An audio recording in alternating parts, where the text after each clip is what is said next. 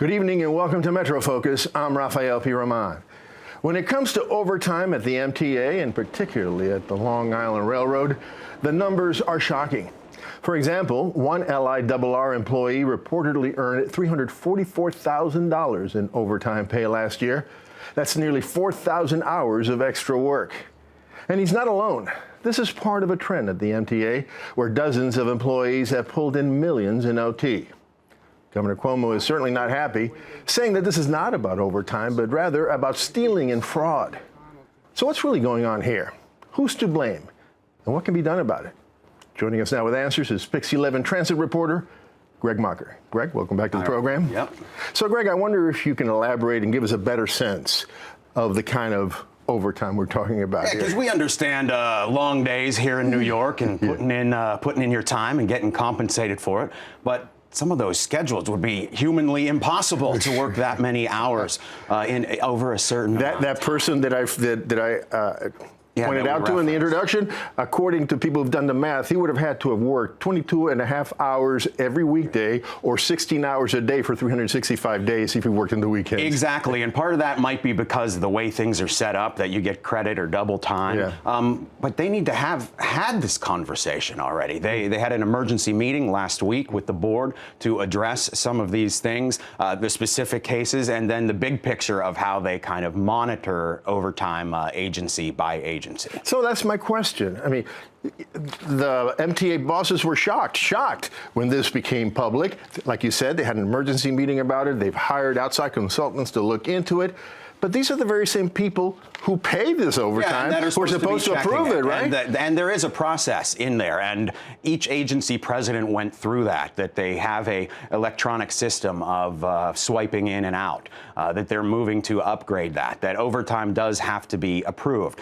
They pointed out that this is a handful of workers. You know, even just in transit, there are 50,000 workers. The LIRR has tens of thousands of workers. But to see that the top earners are getting that much, that certainly has been raising red flags, and it should have, because it comes down to making every dollar count, like they've liked to say. Do the bosses really not know, or now that it's public, they have to react that way? I think it's a little bit of that, and we are in the middle of this kind of contract negotiation season again. The LIRR railroad contracts are up, transit is up.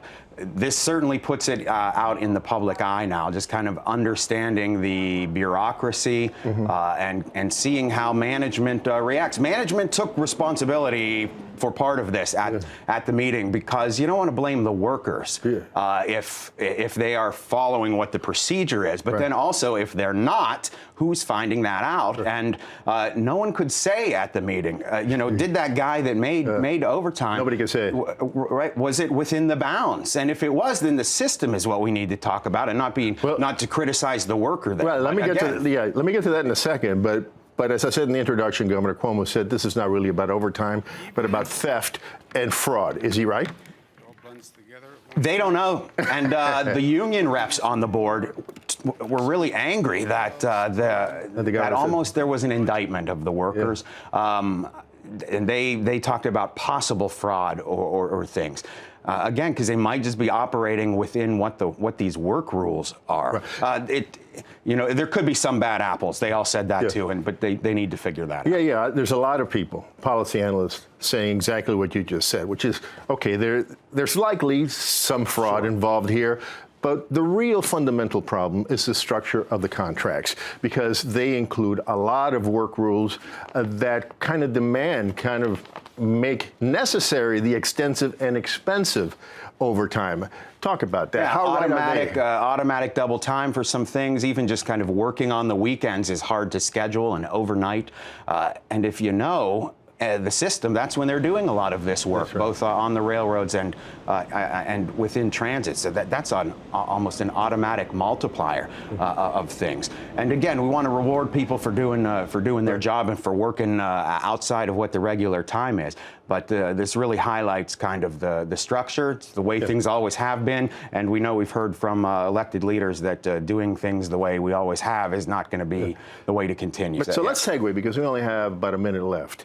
A story that made the headlines nationally and internationally was the one that was ignited by a video of a worker took early in the morning as he was heading for work of a subway car. It was the two going downtown early in the morning. I mean, as we see, it's terrible. Yeah, it's. And the question is that the new normal, or is this an outlier? We have been seeing more of them because people are on the lookout for them and they're fed up with them, and we post it on social media and then take it into the to the officials. So, you know, at any given time, there's a couple thousand, 3,000-4,000 cars out on the system.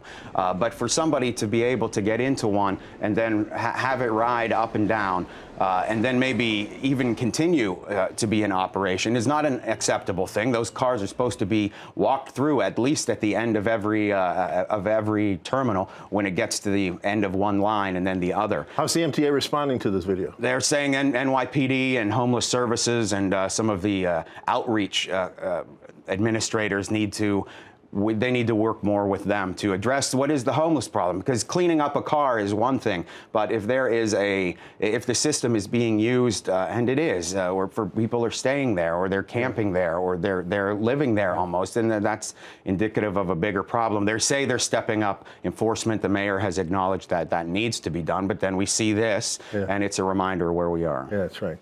All right, Greg. Well, thanks so much for joining us to talk about this.